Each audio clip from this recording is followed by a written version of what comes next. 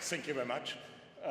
This morning we had already very interesting speeches about the challenges we face today: miniaturization, intelligent systems, networked systems, and we encountered this during the last 50 years in computers.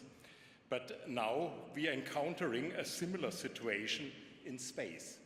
So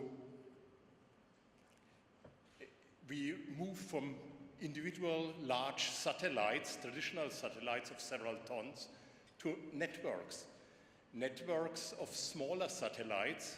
This might be 100 kilograms, but maybe in the future it's still even smaller. And networks means you have several satellites.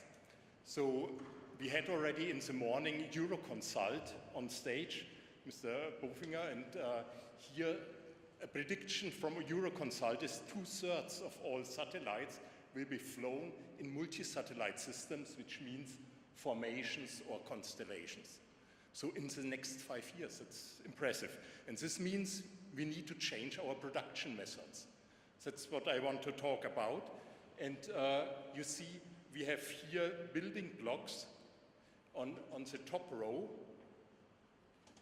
Here, different building blocks, and I brought it with me. That's the base plate.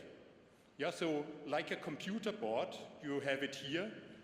That's the onboard computer, and you just plug it in.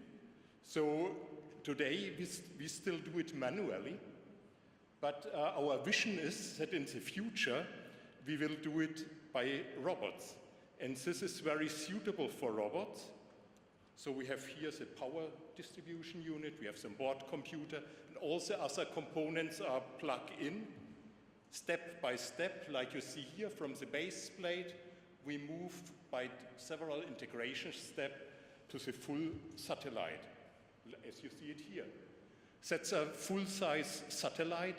We have 3 of them in orbit, and this one is running for 3 years without any interruption in orbit continuously. So with intelligent software on board, it's managing the power distribution here. It's managing the switching between redundant units. And now our key issue is in the context of production. We have in Würzburg a production plant for automotive components, a demonstrator for Industry 4.0. And this we misuse now in the future for space. We have the building blocks which are standardized. UNISEC Europe took over the standard. We can use these components to plug together by support of robots.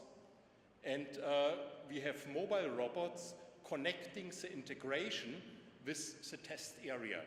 And this way we can keep standards, traditional in space, active. This means specific advantages of such production flows will include a high flexibility to variants of standard products. So you can easily exchange, for example, the onboard computer if you need a more powerful one.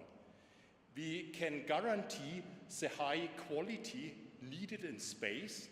This means we have this flow between testing and integration, and step by step the integration will be tested, and so we can keep the quality requirements.